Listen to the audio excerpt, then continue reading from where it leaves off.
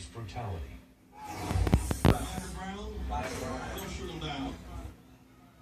People in Greenville are also speaking out about what's happening in Missouri. This is the crowd, including civil rights leader Jesse Jackson, who's in town visiting his mother. 7 on Your Side's Drew Smith is joining us from our mobile newsroom in downtown Greenville. He's looking into the conversations that this is sparking among activists and law enforcement. Drew.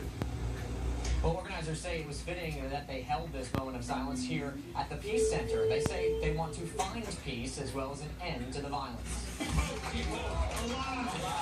Civil rights leaders in downtown Greenville say keeping hope alive is important right now because watching the investigation of the death of another young black man is disheartening. I'm not surprised because it happens almost every other week. Derek Quarles wore his message on his shirt. I believe it happened in South Carolina, and the reason why I said this is because it's happening all over the nation. You would just grant us peace. Others are shocked by what's happening on the streets of Missouri with the clashes between police and protesters. It starts not to look like America, but more so like a third world country. And that just makes me terribly nervous. Activist Ricky Pulley says he wants to work with local lawmakers and local police. So we can build better relationships so that we don't have incidences like this happen in Greenville and upstate and in South Carolina in general. This national figure, back in his hometown, agrees. We need police.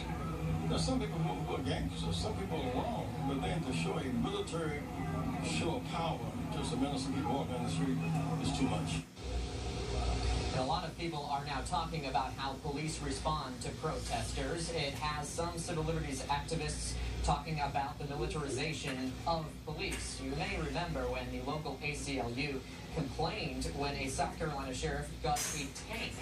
And ever since the drug war began in the 1980s and again after 9/11, departments built up on equipment, getting grants, and seizing money. The Welford Police Department is a recent local example. The small-town police force bought up-to-date computers, cameras, cars, and tasers after a huge cash seizure on Interstate 85.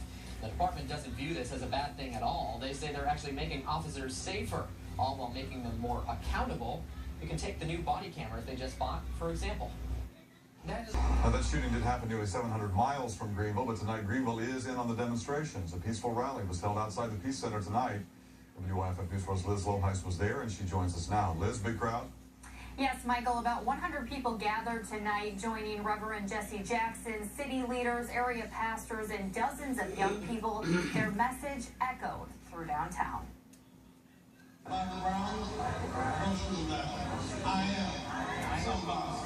The unarmed Missouri teen shot by police is fresh in their minds, but those who organized this peaceful protest say it wasn't only for Michael Brown. Just wanted to come together and make their voices be heard concerning the rise and the uptick in what apparently is police brutality around the country lately. I deserve to live. I deserve to build and grow.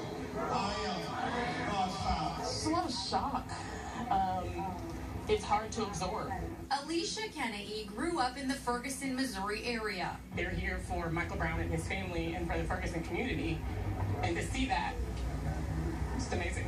A crowd hoping their message 700 miles away can lead to change. Keep hope alive. Keep hope alive. Keep hope alive. Keep hope alive. Greenville was one of 50 cities in 30 states to host vigils tonight. Michael? Liz, thank you. People across the country, including groups in Greenville, paused to reflect on the situation unfolding in Ferguson, Missouri. That's right. A moment of silence was held on Main Street right in front of the Peace Center, which included a surprise guest. And that's where Fox Carolina's Andrew Reeser joins us live tonight with more on what happened. Andrew? Yeah, people of different races and creeds all came together to the Peace Center tonight, including Greenville native Reverend Jesse Jackson. They came here to pray for peace in the wake of the shooting death of 18-year-old Michael Brown and the violent unrest in Ferguson, Missouri.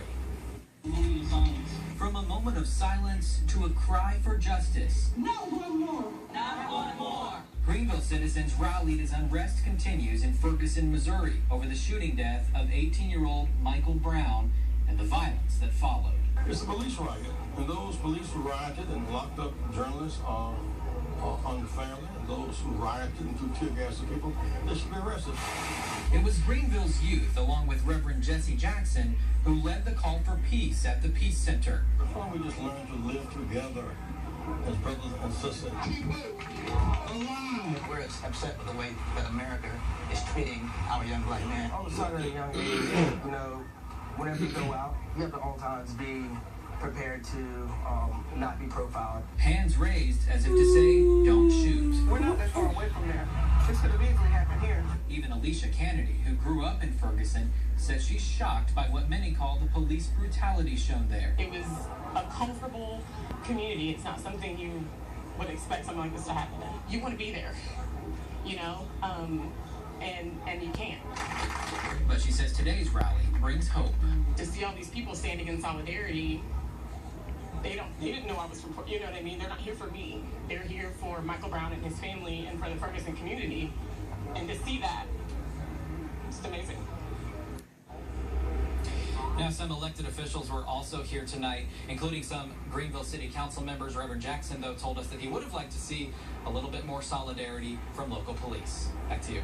So I was wondering, Andrew, did organizers know that the Reverend Jesse Jackson was going to be there, or did he just show up?